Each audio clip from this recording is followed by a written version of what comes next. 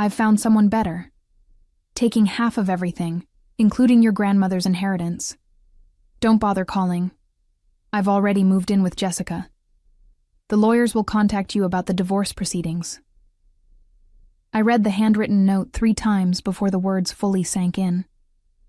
My hands trembled as I stood in our empty kitchen in Charlotte, North Carolina, the silence echoing where our voices used to fill the space with laughter and plans for the future. My name is Martha Thompson, and I'm 37 years old. Until this morning, I thought I was living the perfect life as the owner of Bright Hollow Labs, a successful pharmaceutical research company that I'd built from the ground up over the past 12 years. My husband Trevor had always been my biggest supporter, or so I believed.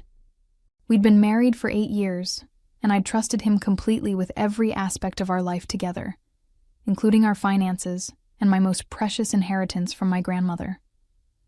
Standing in our ransacked house, I could see exactly what Trevor had taken and what he'd left behind. Our joint bank accounts were emptied, the safe in his office stood wide open, and even my grandmother's antique jewelry box was gone from our bedroom dresser. He'd been methodical, calculating, and ruthless in his theft. The man who used to bring me coffee in bed every Sunday morning had transformed into someone I didn't recognize, someone who could steal from me and walk away without a second thought. But as I walked through each room, cataloging the missing items and the shattered remnants of our marriage, something strange happened. Instead of breaking down into tears or collapsing with despair, I felt a cold smile spreading across my face. Trevor thought he knew everything about my finances, about my grandmother's inheritance, about the empire I'd built. He'd spent months, maybe even years, planning this betrayal, positioning himself as the devoted husband while secretly preparing to take half of everything I'd worked so hard to achieve. What Trevor didn't know was that my grandmother had been far more clever than anyone in our family had ever realized. What he didn't know was that I'd been just as careful and strategic as he had been, but for entirely different reasons. What he didn't know was that the inheritance he thought he was entitled to was nothing compared to what was really waiting for me. I walked to my home office, stepping over scattered papers that Trevor had clearly rifled through in his haste. In the corner stood my personal safe, untouched, undisturbed, exactly as I'd left it. Trevor had never known the combination, and I'd never felt the need to share it with him. Now I understood why my instincts had always told me to keep some things private. As I turned the dial and heard the familiar click of the lock opening, I knew that Trevor's celebration was about to be very short-lived. The story of my grandmother Eleanor began long before I was born, but her influence shaped every decision I'd made in my adult life. She was a woman ahead of her time, a brilliant chemist who'd started her own laboratory in the 1960s, when most people believed women belonged in kitchens, not research facilities. By the time I was old enough to understand her work, she'd already built Velmark Automation into one of the most respected pharmaceutical companies in the Southeast, though she'd always kept the details of her business ventures private from the rest of our family. My parents had never understood grandmother's relationship with money or her fierce independence. They'd grown up expecting traditional gender roles and couldn't comprehend why she refused to slow down or retire, even in her 80s. When she passed away 3 years ago, the family gathered for the reading of her will with mixed emotions, grief for losing our matriarch, but also curiosity about what she'd left behind.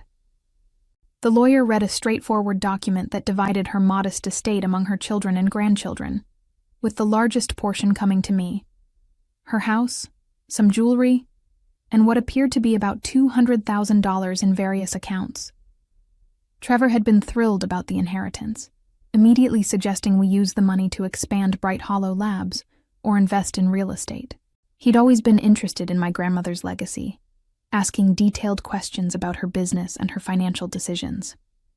At the time, I'd thought his curiosity was sweet, a sign that he wanted to understand and honor my family's history. Now I realized he'd been calculating, measuring, and planning even then.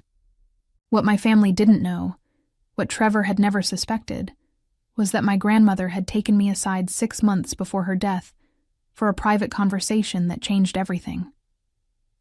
We'd been sitting in her garden, watching the sunset paint the sky orange and pink, when she'd handed me a sealed envelope and told me not to open it until after her funeral. "Martha," she'd said, her eyes twinkling with the same mischief I remembered from my childhood. "There are two kinds of people in this world, those who earn what they have, and those who try to take what others have earned. I've spent my whole life watching people carefully, and I can see which kind you are." I'd kept that envelope in my personal safe for 3 years, never feeling the right moment to open it. My grandmother had specifically instructed me to wait until I truly needed what was inside, and somehow I'd always known that moment would come. Trevor's betrayal had hurt me deeply, but it had also awakened something fierce and determined within me. As I pulled the envelope from my safe, I could almost hear my grandmother's voice encouraging me to be strong, to be smart, and to never let anyone take advantage of my hard work and generous heart. The envelope felt heavier than it should have, as I broke the wax seal that my grandmother had pressed with her personal signet ring. Inside, I found 3 documents that made my breath catch in my throat.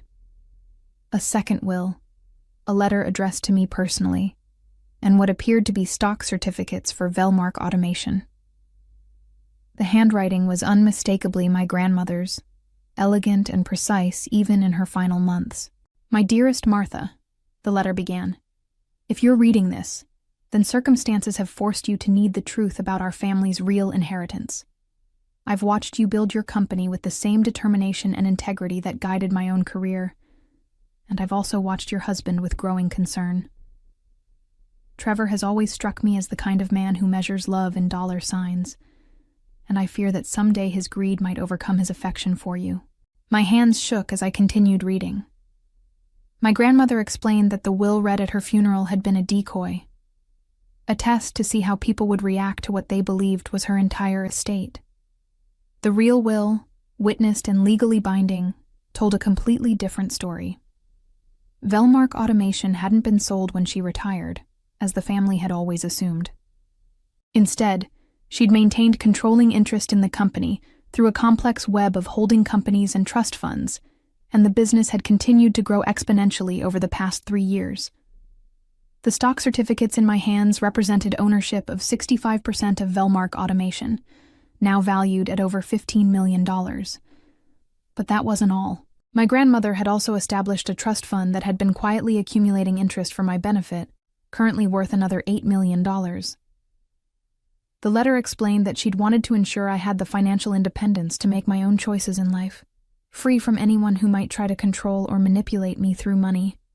"I've seen too many women trapped in unhappy marriages because they believed they couldn't afford to leave," my grandmother had written. "I've also seen too many people reveal their true character when they think money is involved. If you're reading this letter, I suspect both of those situations have become relevant to your life. Remember, my dear granddaughter, that the best revenge against someone who underestimates you is to exceed every expectation they ever had." As I set the letter down and examined the legal documents more carefully, I realized the brilliant strategy my grandmother had employed. The decoy will had served multiple purposes. It had kept greedy relatives from fighting over her estate, it had prevented anyone from targeting me for my inheritance, and it had created the perfect test to reveal people's true motivations. Trevor had spent our entire marriage believing I was moderately successful but not wealthy, and his decision to leave me for my grandmother's modest inheritance proved exactly what kind of person he really was. I reached for my phone to call my lawyer, knowing that Trevor's attempt to steal half of everything was about to backfire spectacularly. He'd been so focused on grabbing what he thought belonged to me that he'd never considered the possibility that I might have resources he'd never imagined.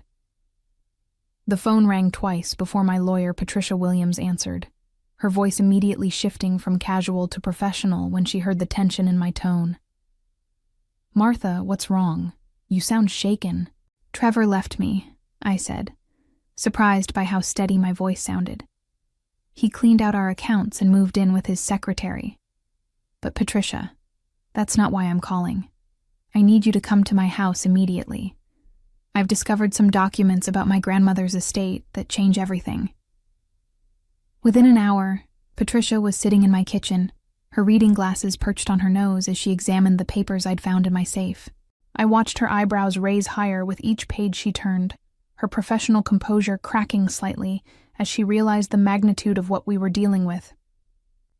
"Martha, do you understand what this means?" she asked, setting the documents down carefully. "Your grandmother essentially created a financial fortress around you. These stock holdings alone make you one of the wealthiest women in North Carolina, and the trust fund provides enough passive income for you to live comfortably for the rest of your life without ever working again." I nodded, though the reality still felt surreal. "What I want to know is this. Can Trevor claim any of it in the divorce?" Patricia smiled grimly as she flipped through the legal documents again. "Not a penny. The trust was established before your marriage, the inheritance came from your grandmother's estate, and most importantly, Trevor never knew these assets existed. North Carolina is an equitable distribution state, which means marital property gets divided fairly. But this inheritance was never marital property to begin with. Your grandmother's lawyers were extremely thorough in protecting these assets." "There's something else," I said, pulling out my phone to show Patricia the bank statements I'd been reviewing. "Trevor thinks he emptied our accounts, but he only had access to our joint checking and savings. I've been keeping my business accounts separate, and Bright Hollow Labs has assets worth about $4 million that he never knew about. He was so focused on the inheritance he thought he deserved that he completely miscalculated how much he was actually taking." Patricia's expression shifted from professional concern to something approaching glee. "So let me understand this correctly. Trevor believes he's walked away with half of your wealth, but in reality, he's taken maybe 5% of your actual net worth?" "Exactly," I confirmed. "And there's more. I've been tracking some irregularities in his recent behavior, and I think I know why he was so confident about leaving me for Jessica." I explained how Trevor had been working as a financial advisor at Thornmere Logistics, a mid-sized investment firm downtown. Over the past 6 months, I'd noticed him taking more business trips, working longer hours, and being increasingly secretive about his clients. At the time, I'd attributed his behavior to career ambition, but now I suspected something more calculated.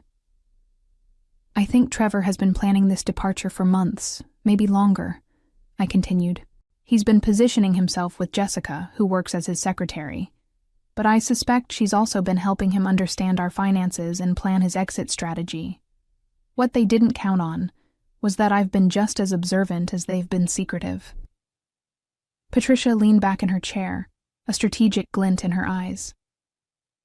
"What do you want to do about this, Martha? We could simply file for divorce, protect your assets, and let Trevor discover his mistake naturally.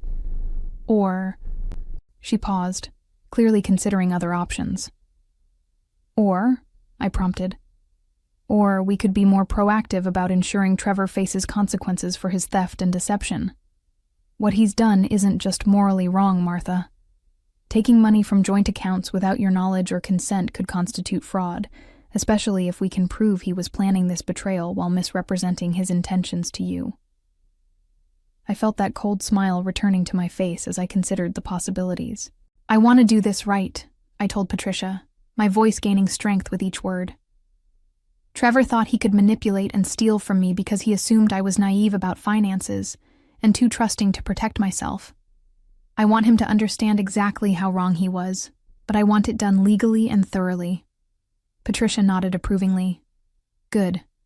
The first step is documenting everything. I'll need bank statements, evidence of the joint accounts he emptied, copies of any communications between you two about finances, and a detailed inventory of what he took from the house." As we worked through the afternoon, I began to see the full scope of Trevor's deception. He'd been systematically moving money from our joint accounts into his personal accounts for the past 3 months, small amounts that I'd attributed to his usual spending patterns. He'd also taken out a credit card in both our names and run up nearly $15,000 in debt. Debt that would normally become my responsibility in a divorce. "The pattern suggests premeditation," Patricia observed as we reviewed the financial records. "This wasn't a spontaneous decision to leave you for another woman. This was a calculated plan to steal as much money as possible before disappearing." "What about Jessica?" I asked. "How much trouble is she in for helping him?" That depends on how involved she was in the actual theft, Patricia replied. If she was just the other woman, that's morally questionable but not illegal. But if she helped him access accounts, forge signatures, or hide assets, she could be facing fraud charges alongside Trevor. I pulled out my laptop and showed Patricia something I'd discovered while reviewing my security system. "Look at this footage from 2 weeks ago," I said, playing a video that showed Trevor and Jessica entering my house together while I was at work. "They spent 3 hours here, and I can see them going through my office and our bedroom. Trevor had given her access to our home without my knowledge or permission." Patricia's expression darkened as she watched the footage. "This is breaking and entering, even if he had a key. He brought another person into your home without your consent and allowed her to go through your private belongings. Combined with the financial theft, this paints a picture of someone who's been systematically violating your trust and your rights." "I want to file criminal charges," I said firmly. "Not just for the money, but for everything. The breaking and entering, the fraud, the theft. I want Trevor to understand that actions have consequences." "Are you prepared for this to get messy?" Patricia asked. "Trevor will probably try to claim that everything he took was rightfully his as your husband. He might try to argue that you were hiding assets from him, especially once he realizes how much money you actually have. His lawyer will likely advise him to paint you as a deceptive wife who was secretly wealthy, while allowing him to believe you were struggling." I laughed, a sound that surprised us both with its bitterness. "Let him try. I have 8 years of marriage where I supported his career, encouraged his ambitions, and shared everything I thought I had with him. I have proof that I never hid my business income or my known inheritance from him. And most importantly, I have proof that the assets he's trying to claim didn't even exist in my life until after he'd already started planning his betrayal. Then let's make sure he faces the full legal consequences of his choices," Patricia said, gathering the documents. "I'll file the criminal complaint tomorrow morning, and we'll also start the divorce proceedings immediately. Given the circumstances, I think we can make a strong case for you to retain all marital assets as compensation for his theft." As Patricia left that evening, I felt something I hadn't experienced in years: complete confidence in my own strength and judgment. The next morning brought an unexpected phone call that changed everything. I was reviewing quarterly reports for Bright Hollow Labs when my assistant Jennifer knocked on my office door, her expression uncertain. "Mr. Williams from Thornmere Logistics is on line 1, she said. "He says it's urgent and concerns your husband." I picked up the phone with growing curiosity. Robert Williams was the senior partner at Trevor's firm, and I'd met him several times at company events. His voice was strained when he spoke. "Martha, I'm calling because we have a serious situation involving Trevor, and I believe you need to know about it immediately," he began. "This morning, we discovered that Trevor has been embezzling money from client accounts. The amount we've identified so far is approximately $200,000, but we're still investigating." My blood ran cold as the implications hit me. "When did this start?" I asked. "Based on our preliminary investigation, the thefts began about 4 months ago," Robert continued. "We only discovered it because one of our major clients called yesterday asking about discrepancies in their account statements. When we started digging deeper, we found a pattern of unauthorized transfers and falsified documents. 4 months ago was exactly when Trevor had started acting more secretively and taking on additional clients." "Robert, I need to tell you something," I said, and explained about Trevor leaving me and cleaning out our accounts. "Dear God," Robert breathed. "Martha, this means Trevor has been stealing from both his clients and his wife to fund whatever scheme he's been planning. We've already contacted the police and the State Financial Regulatory Board. I'm afraid Trevor is going to be facing very serious criminal charges." After hanging up, I immediately called Patricia to share this development. The news added a completely new dimension to our legal strategy. "This is actually better for your case," Patricia explained. "If Trevor has been embezzling from clients, it proves he's been systematically dishonest about money for months. It also means that any assets he claims from your marriage might actually be stolen funds, which gives us grounds to argue that he has no right to any marital property." That afternoon, I received a call that I'd been expecting but dreading. Trevor's voice was panicked and desperate when I answered. "Martha, you have to help me," he said, without any greeting. "There's been a huge misunderstanding at work, and they're trying to blame me for some accounting errors. I need you to loan me money for a lawyer." "A loan?" I repeated, incredulous. "Trevor, you stole every penny from our joint accounts and left me a note saying you'd found someone better. Now you want me to loan you money?" "It's not what you think," he said frantically. "Jessica and it's complicated. I made some mistakes, but I never meant for any of this to happen. If you could just help me get through this legal situation, I promise I'll make everything right between us." I let silence stretch between us for a long moment before responding. "Trevor, I'm going to say this once, and I want you to listen carefully. I've filed for divorce. I've reported the theft of our joint accounts to the police. And I've hired one of the best lawyers in Charlotte to make sure you never get access to another penny of my money. You made your choice when you decided to steal from me and move in with your secretary. Now you get to live with the consequences." "You don't understand," he pleaded. "I was trying to build a future for us. Everything I did was because I thought you deserved better, and I was working to make that happen." "By embezzling money from your clients?" I asked coldly. "By bringing another woman into our home? By emptying our accounts and leaving me a note?" "Trevor, the only thing I don't understand is how I could have been married to someone for 8 years without realizing what kind of person you really are." I hung up the phone and immediately called Patricia to report the conversation. The courthouse in Charlotte was buzzing with activity when I arrived for Trevor's arraignment 3 weeks later. Patricia had arranged for me to be present as a victim in the embezzlement case, and I wanted to see Trevor face the consequences of his choices firsthand. As I walked through the marble halls, I felt a sense of closure settling over me like a warm blanket. Trevor looked haggard and desperate when they brought him into the courtroom in handcuffs. His usually perfect hair was disheveled, his expensive suit was wrinkled, and his eyes darted around the room frantically until they landed on me. I met his gaze steadily, my expression calm and composed. The man who had once promised to love and cherish me now looked like a stranger, someone who had revealed his true character through his actions rather than his words. The prosecutor read the charges against Trevor: embezzlement, fraud, theft, and breach of fiduciary duty. The total amount stolen from his clients had risen to over $300,000 as the investigation continued. When the judge asked for his plea, Trevor's court-appointed lawyer entered a plea of not guilty, though his voice lacked conviction. During the brief hearing, I learned that Jessica had also been arrested as an accomplice. According to the prosecutor, she had helped Trevor access client files and had used her position as his secretary to forge documents and manipulate account records.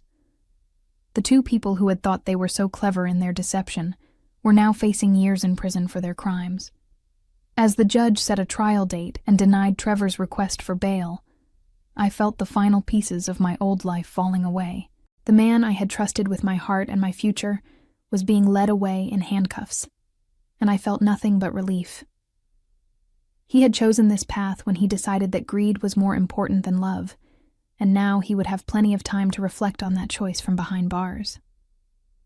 Walking out of the courthouse, I called Patricia to share the news from the hearing.